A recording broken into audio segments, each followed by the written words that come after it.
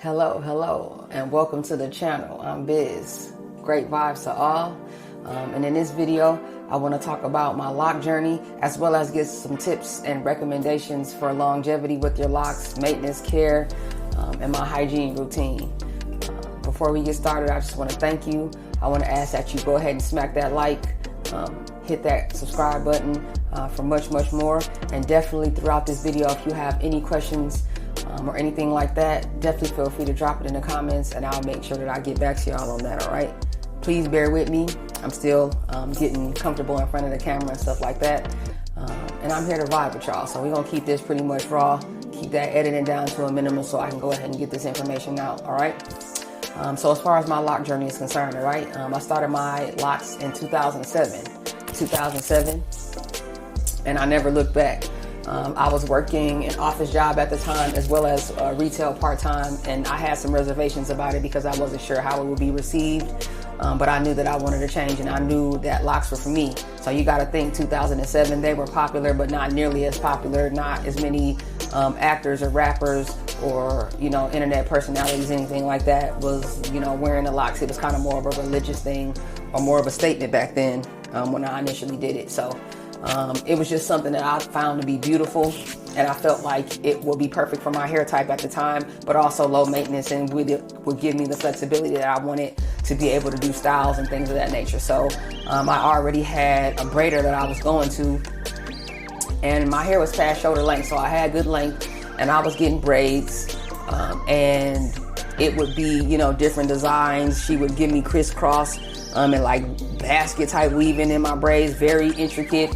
And for the most part, you know, as long as they were well kept and I was presentable, you know, there was no problems as far as work was concerned.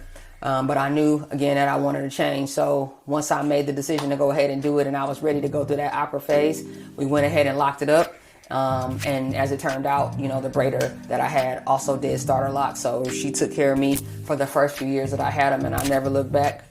Shout out to her. She comes across as much appreciation. Thank you so much for everything you did for me. So you go through that awkward phase, right, where it's not short enough and it's not long enough, and everybody has to go through it. It's like a rite of passage. But once you get past that phase and you get a little hang about you and you start feeling yourself and you find your way as far as your routine and your maintenance and hygiene is like, it's out of there. So definitely love them.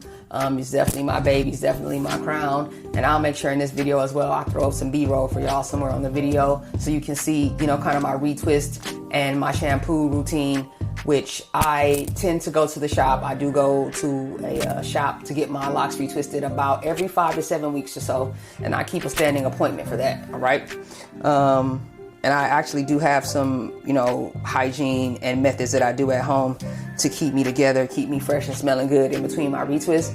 Sometimes I'll go longer. In my humble opinion, it's good for your locks if you kind of spread your retwists out. I do prefer a manicured lock because of work.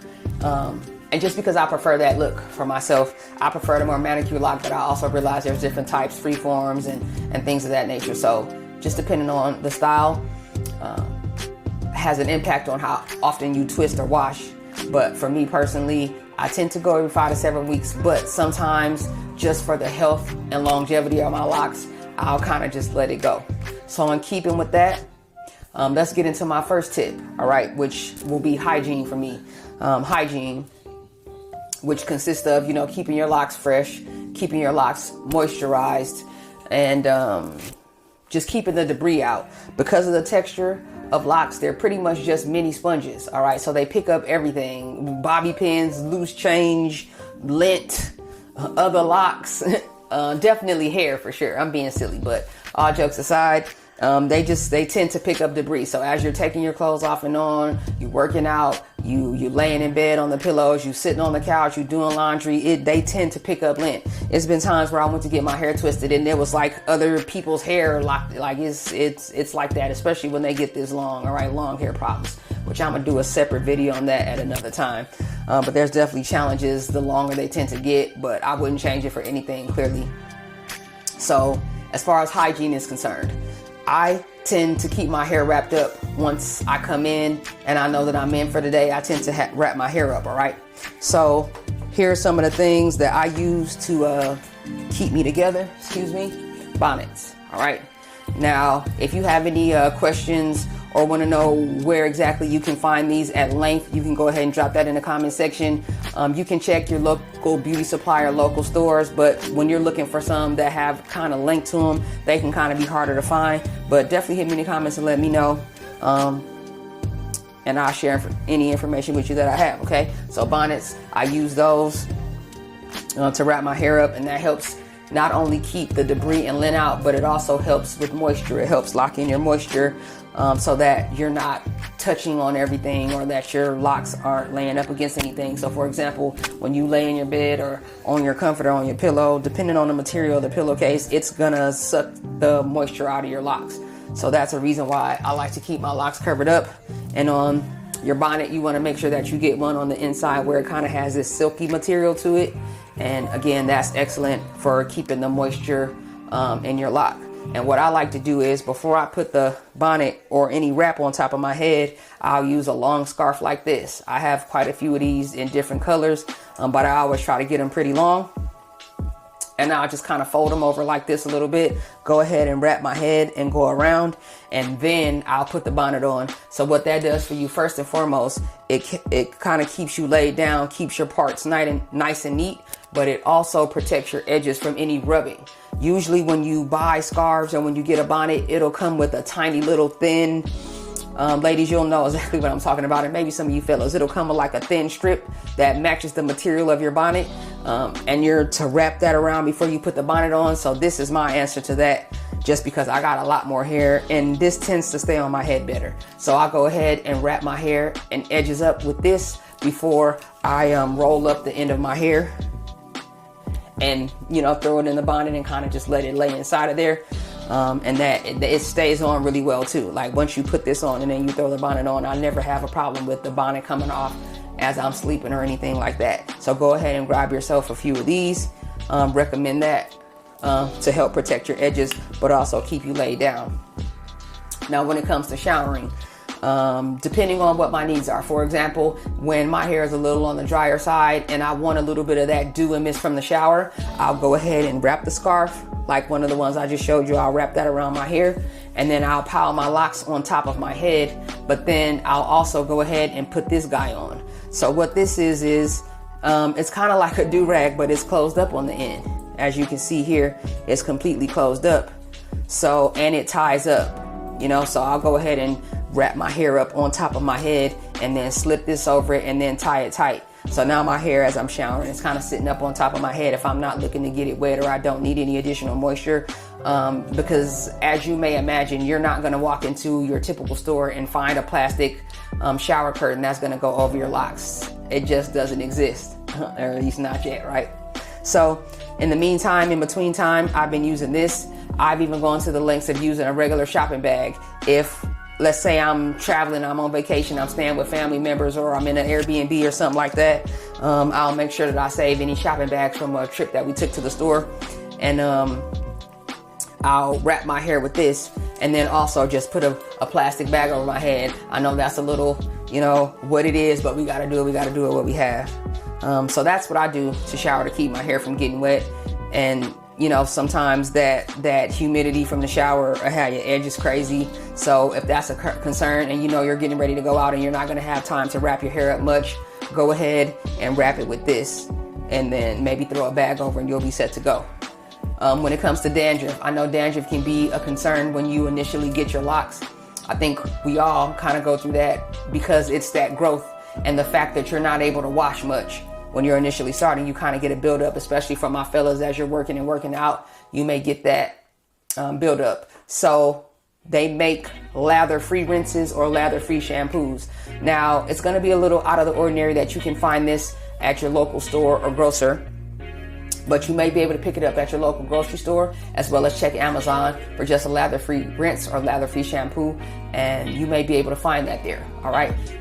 Again, hit me in the comments if you want more information about that. And I got you. But yeah, lather-free rinse. And I also recommend the warm washcloth method, where what you can do is you just take a warm washcloth, and I would use that to get in between my parts. So that helps me a lot in between trips for a wash and retwist when I'm not looking to completely lather up all my hair and frizz it up, but maybe I just, need to freshen it up, or I need to throw it up in a quick style because I'm looking to be more presentable for work. Maybe I got a meeting or dinner or outing or something that I gotta go to, and I want to get rid of some of that extra buildup. So I'll just take a warm washcloth and get in between the parts without, scrubbing too much.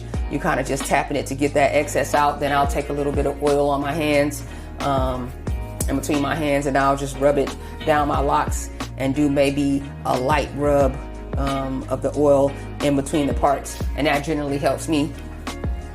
So that's what it is that I do to deal with a buildup in between washes and retwists. Warm towel method and lather-free rinse, excuse me. So let's get into some of the other products that I can recommend for you in between washes and just on your journey. You know what I mean? Water, okay? Water is essential for overall dental health, your overall wellness, and for your diet, right? I try to come as close to humanly possible to a gallon as I can, but obviously that's not always feasible. So, but definitely want to make sure that you're getting plenty of water in for your hair, skin, nails, and just overall health. Got to get that. So make sure that you're getting your water in, all right? Also, a multivitamin. I highly recommend you take a multivitamin, and not just for your locks, but just for your overall wellness. Biotin, again, another great supplement for hair, skin, and nails. You want to make sure that the multivitamin does have biotin. Collagen, that's another great subsidy for hair, skin, nails, and just joints overall. You can find that usually in a gummy, a pill, or I hear they even make it now in a powder, or you can just mix it in with a drink. But definitely want to recommend a multivitamin, and do your research on it. Definitely check with your healthcare professionals if you have any particular concerns as far as over-the-counter things or any medications. But multivitamins, take these regularly. And when it comes to just length and longevity of your locks, it's essential. Go ahead and pick yourself up a multivitamin, all right? One more product that I would like to recommend on your journey is going to be an oil to help you with your moisture, okay? This is just a regular spray bottle that I picked up either at my local store or maybe even the beauty supply or something like that. I can't exactly remember, but this is just a spray bottle. And in this, I believe I have grapeseed oil, which is what I would like to recommend as you're beginning your journey, or if you're not necessarily sure what it is that you can use, go ahead and pick yourself up some grapeseed oil. It is all natural, and it is non-comedogenic, which means it's non-pore clogging. So it shouldn't have a negative effect on your scalp or your skin as you're going through the process and figuring out what are some of the other products that you can use. Case by case basis. So for me, for example, I may only oil my hair maybe once a week, if that, just a little bit, on my fingertips, and I'll hit my scalp.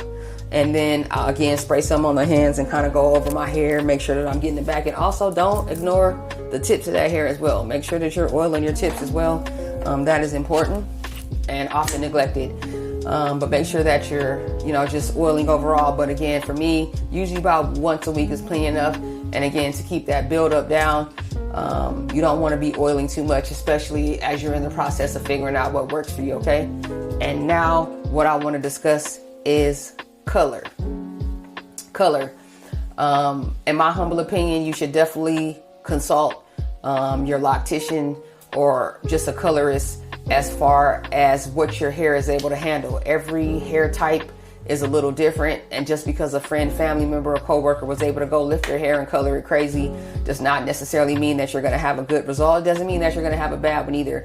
But especially for your locks that you put so much time, effort, and energy into, my recommendation is to do a few at a time. So for me personally, and I didn't even start coloring until years and years into my lock journey because I didn't want to risk damaging my hair. But I definitely got to a point where I wanted to change it up a little bit, but I wanted to minimize the risk as much as possible. So what I went ahead and did was, I think I did 2 or 3 at a time. I went ahead and lifted 1 or 2, and I waited a few weeks just to see how my hair would respond to it, to make sure that it wouldn't break or damage or cause me any problems, and I was good with it. So once I did 1 or 2, I waited a few weeks, then I did 2 or 3 more. Then I waited a month or 2, and then I did 2 or 3 or 4 more until I got up to maybe 10, 12. I have about 10, 12 of them that I lifted up, and they're different colors and different shades of brown and different shades of blonde, but I definitely enjoy it. I'm pleased that I did it, but it'll probably be a good while, if at all ever again, if I color anymore, just because I love my natural hair color. And it can have an adverse effect on your locks over time. It does affect your texture, and it changes the moisture, the natural moisture of your hair when you lift and color.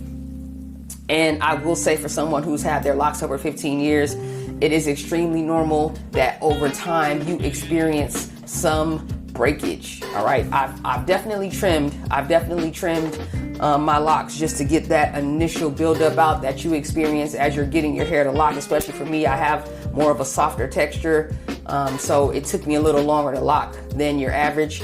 So I kind of had a little bit of buildup in there, so I wanted to get that out once I got to a certain length. So I went ahead and cut a couple inches off just to get that out. But even beyond that, once your locks are this long, this is years of retwisting, so therefore you're going to experience some thin spots, and I have had some locks where I've had to kind of marry two together to reinforce them to keep them stronger. It's nothing to be concerned about or worried about, as long as you're on top of your maintenance, maintaining your moisture, you're on top of your hygiene, then you'll be good to go. But it's just something that kind of comes with having locks and having them for a long time. And hair grows, you know, it may become a little thin where you'll either have to do a little trim or you'll have to kind of combine it with another. But that's something that I want to bring to the forefront. I definitely feel like it's completely natural, as long as it's happening kind of closer to the end and it's not necessarily so much at the root or in the middle of your locks, which I don't tend to experience. For me, it's usually more on the end.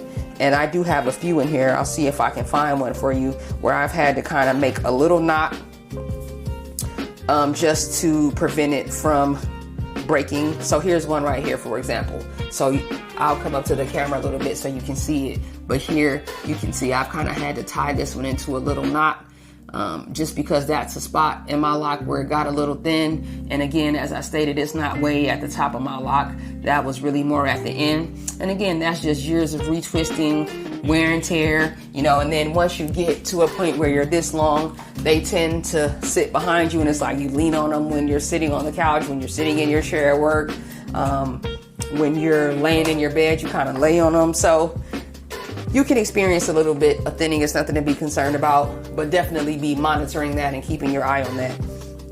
So yeah, that pretty much wraps it up. Just some of my tips, just some insight that I had as far as longevity with locks. Again, I began in 2007, and I tend to get questions everywhere I go as far as how long I've had them, different tips and just different recommendations that I can give people on, you know, how to keep your locks looking nice over time. So I decided to make this video just to make my contribution as far as longevity with locks. And because I'm a part of the lock community, and this is so many content creators out here doing such a great job and giving information as far as locks. So I just wanted to make that contribution. Let me know down below if you have any questions, recommendations, or if you'd like me to make a video, or if you'd like to perhaps ask questions or send me any video and ask me questions on any recommendations. I'm definitely more than welcome to that. Again, I'm business, one word. Much respect and appreciation, y'all. See you on the next one.